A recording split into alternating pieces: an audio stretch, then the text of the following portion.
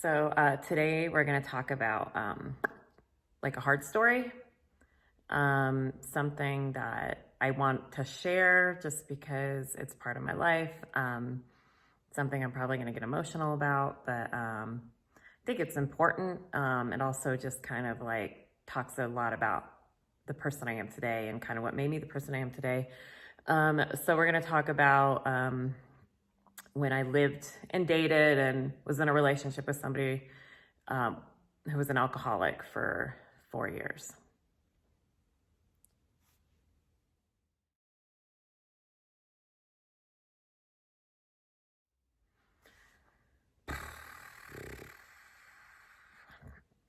We're gonna just start from the beginning where it began. When I met this person, I was 20 years old. And when I very, very first met him, he was actually a server at a restaurant, and I was there with my current boyfriend at the time, who was, funnily enough, I was 20 and he was in his early 30s. And I remember meeting him there because the guy I was dating was also like a super cheapskate. And I remember that he tipped like $1. And when he went to the bathroom, I changed the dollar on the receipt to $7 because I was so pissed that he was, not tipping enough. Anyways, that's when I first met this guy. I just kind of like, I remember like at that situation, like he was kind of flirting with me and this, that, whenever, every time my boyfriend would get up and whatever.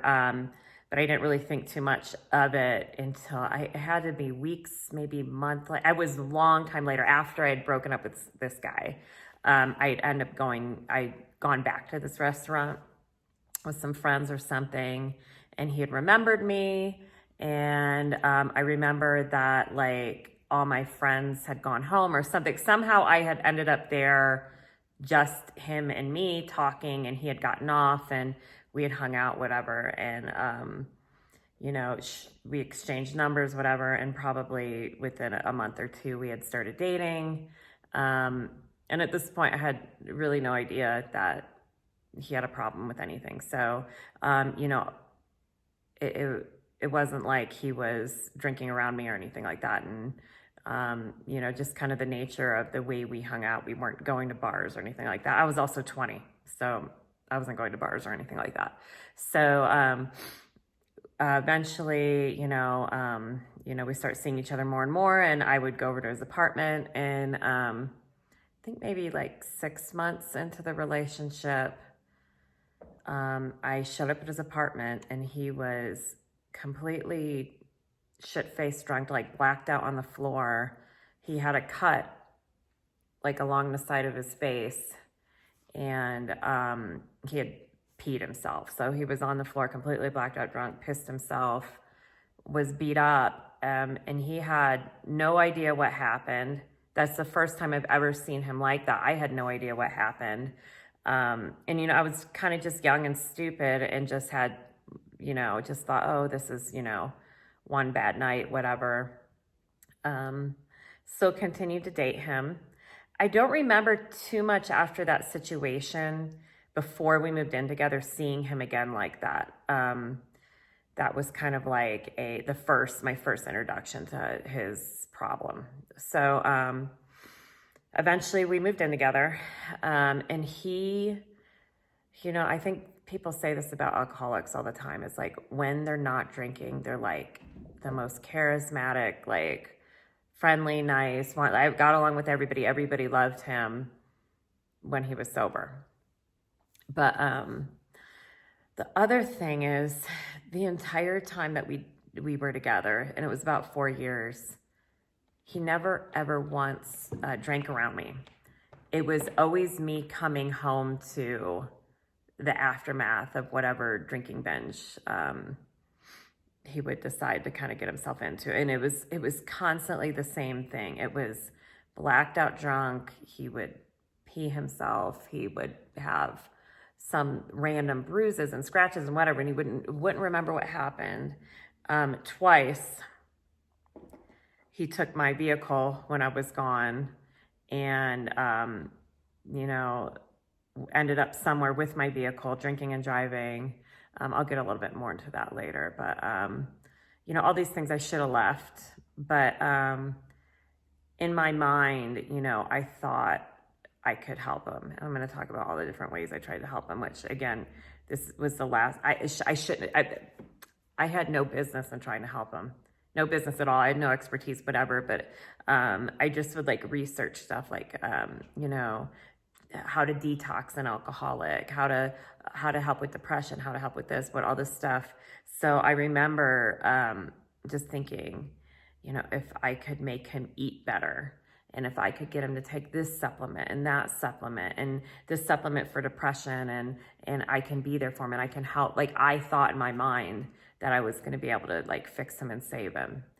And you know, it would only help for so long, and it would only last for so long until I would come home again to him being passed out drunk and or whatever. So so with the drinking and driving, come to find out, like previous to our relationship, he had gotten a DUI. I think he had 2 DUIs before we had gotten together.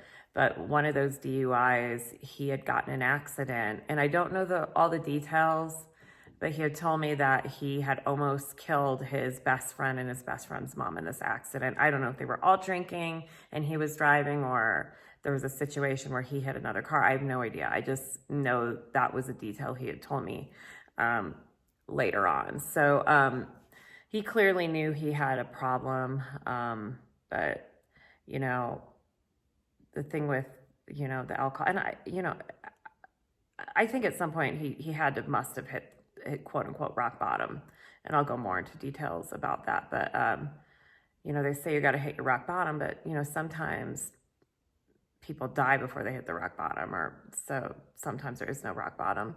But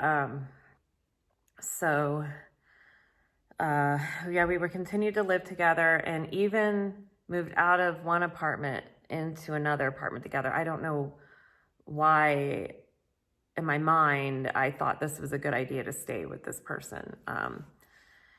But when we moved out of that first apartment, I remember finding empty alcohol bottles in the tops of closets, like way pushed back in the top of the shelf of the closet, in between couch cushions, under the bed, like all over the house, just bottles, empty bottles. The cats are fighting.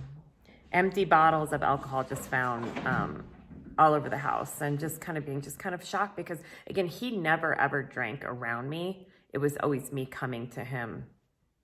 I don't know if he was embarrassed to drink around me or whatever, but it was always me coming back to whatever, you know, the aftermath of his binge drinking. So we moved into this new apartment together. We actually really didn't stay that long in this new apartment. I just kind of finally decided at one point that I had enough. I don't even think we had been living in the new apartment for about 6 months. And I told him, I said, I'm leaving. I will continue to pay half the rent for at least the next couple months, but I can't stay here any longer with you. If I had enough at that point. I don't know what was finally the straw that broke the camel's back. I think he had taken my vehicle again, and I think I had to get my dad to come and help us find the vehicle. And there was one situation with the vehicle where I had to show up and pretend that I was the one that was driving, and he had left the scene. And you know, it was just, I should have never been there for that. I should have let him take accountability for his own actions. And I just always thought, like, I didn't want to see him to go to jail. I didn't want to see this, and I didn't want to see that. And I thought I could save him. And again, it was not something I was qualified to do. So probably within a month of me moving out, he had a DUI, ended up going to prison. I saw him kind of like once in prison. I just went to go visit him, and he, you know, I think was in a point where he was just a low point and kind of like blamed me for leaving him, and all that kind of stuff like that. So although it wasn't my fault, you know, but he was kind of in this mode where he wanted to blame me for what was going on. So anyways, trying to think if I covered everything that went on. Yeah, so that was about the length of the relationship. And I kind of want to talk about a couple things that happened since then. Also, during that whole 4 years, including my 21st birthday, I didn't drink a drop of alcohol the entire time we were together because I felt like I had to be the sober one and I had to be the strong one, and I couldn't bring alcohol around him because, that was a trigger. And not that I like to drink anyway. And people that know me know I really don't drink at all. And now just like I get incredibly uncomfortable around people as they're drinking and they get to the point that they're drunk. And we had a Christmas party this past year or last year. And I actually made everybody take a breathalyzer before they left. And I think that was probably the responsible thing for me to do. But again, I tend to take these extra precautions. I don't like there to be a lot of alcohol around. I don't, if I see people starting to get drunk, it makes me incredibly uncomfortable and incredibly upset because I just have, all these memories of how horrible alcohol is and how it destroys people's lives.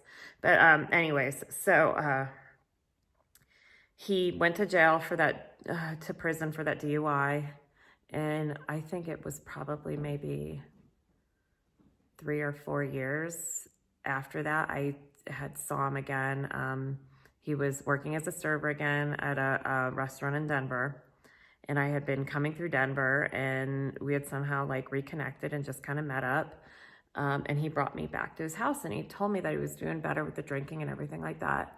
And when he brought me back to his house, he had cases and cases of alcohol in his room.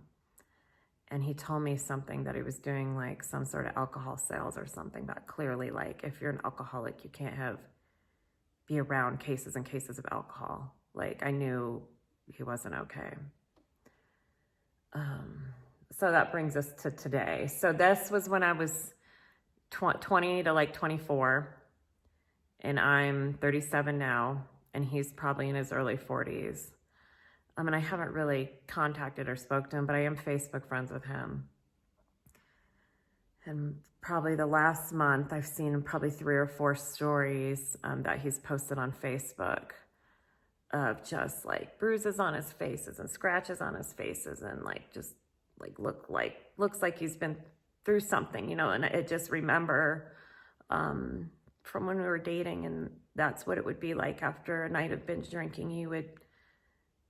I don't know what the hell he would be doing because I wasn't there for a lot of it, but bruised up and beat up and cut and all this kind of stuff like that. So I know he's still not okay.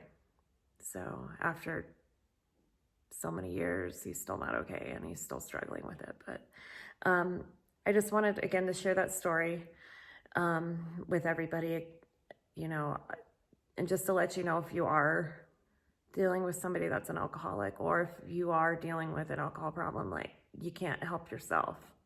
You can't help them. You're not qualified to help them. They need to somehow, seek help, and you need to seek help if you're dealing with it. So that's all I have today for you guys. So I hope that was helpful for some of you. And again, it really speaks for a lot of the things, people, especially people that know me, it explains a lot of my story. So that's it, guys. So until next time, bye.